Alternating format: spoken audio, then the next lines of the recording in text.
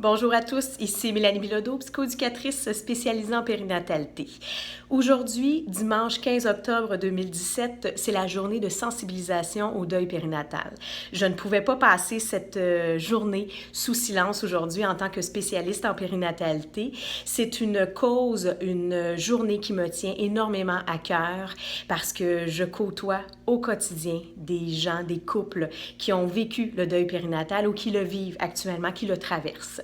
Alors, le deuil périnatal, qu'est-ce que c'est? Oui, on va parler du décès d'un enfant dans la première année de vie.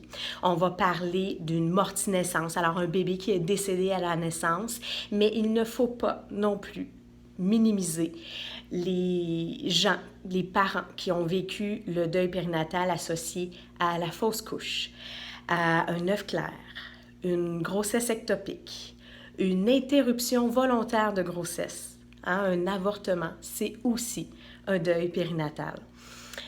Ce que j'ai envie de vous dire aujourd'hui par rapport à ça, dans un premier temps, les gens, les parents qui le vivent ont besoin d'être entendus, d'être écoutés et d'être reconnus dans ce qu'ils vivent.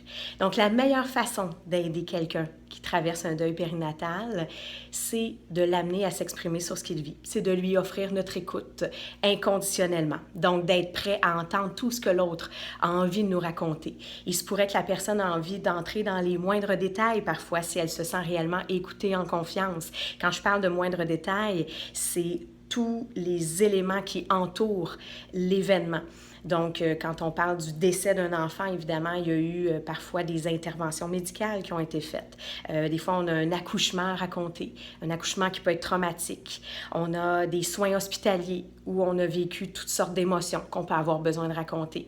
Quand on a vécu une interruption volontaire de grossesse, oui, on parle d'intervention médicale, donc ça amène de la douleur, ça amène des saignements.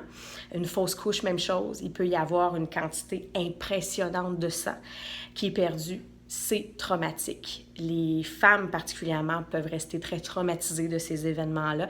Il faut qu'elles puissent s'exprimer et se raconter au moment où elles se sentent prêtes de le faire. Hommes, femmes vivent aussi deuil périnatal de façon différente parfois. L'homme n'ayant pas porté l'enfant, ça ne fait pas en sorte qu'il n'est pas nécessairement en deuil. Souvent, ce que je constate dans ma pratique, c'est que les hommes, les pères vont vivre le deuil parfois un petit peu plus à retardement. Il y a comme un instinct un peu primitif de vouloir protéger sa conjointe, de vouloir être fort pour elle. Et souvent, quand on sent que la femme commence à reprendre le dessus, à reprendre son quotidien, ses activités, bien parfois, c'est là qu'on voit le gars un peu crasher, entre guillemets. C'est là qu'il va se permettre parfois de démontrer ses émotions et de vivre ce qu'il a à vivre. Donc, c'est ce que j'ai envie de vous dire s'il y a des gens autour de vous qui l'ont vécu ou qui le vivent actuellement. Faites juste prêter oreille sans parler. C'est ça le défi. On veut souvent réconforter, rassurer, dire à la personne, écoute, t'en fais pas, tu es jeune, tu vas en faire un autre. C'est probablement parce qu'il était malade, c'est sûrement mieux comme ça. Ce ne sont pas des choses qui sont aidantes. Les parents sont capables de rationaliser par eux-mêmes puis de se dire ce type de phrase-là. Donc, la meilleure façon d'aider, c'est juste d'offrir de l'écoute, du respect. Hein? Quand je parle du respect, je parle du respect des traditions, du respect des rituels, tous les rites de passage auxquels les parents vont recourir pour essayer de traverser leur deuil, que ce soit de décider de planter un arbre, de faire une cérémonie.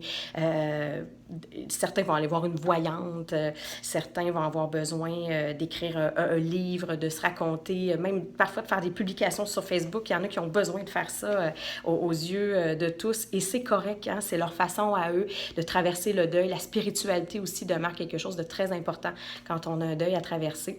Alors, ce que j'ai envie de vous dire aujourd'hui, en cette journée de sensibilisation au deuil périnatal, si vous connaissez des gens qui ont vécu la perte d'un enfant, ou qui ont fait, par exemple, une fausse couche, vous savez qu'ils ont traversé ce type de deuil-là, j'ai envie de vous inviter à peut-être leur envoyer juste un petit message aujourd'hui. Ça n'a pas besoin d'être trop compliqué. Juste leur dire, écoute, je pense à toi aujourd'hui. C'est la journée du deuil périnatal. Pas besoin de s'expliquer, de se justifier davantage. La personne va comprendre. Il va souvent être très contente de recevoir ces beaux mots-là. Ça amène un petit baume sur ce qu'on vit. Il y a aussi énormément de ressources en deuil périnatal. Alors, je vous invite à les consulter. Le site Parents orphelins, entre autres au Québec, offre énormément de ressources, des deuils, des groupes de deuil de parents endeuillés. Ça peut être intéressant de s'y référer.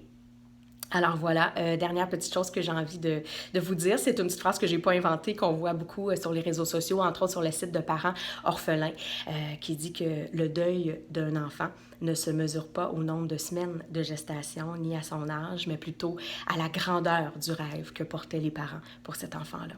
Alors, je vous remercie puis je vous souhaite une très belle fin de journée.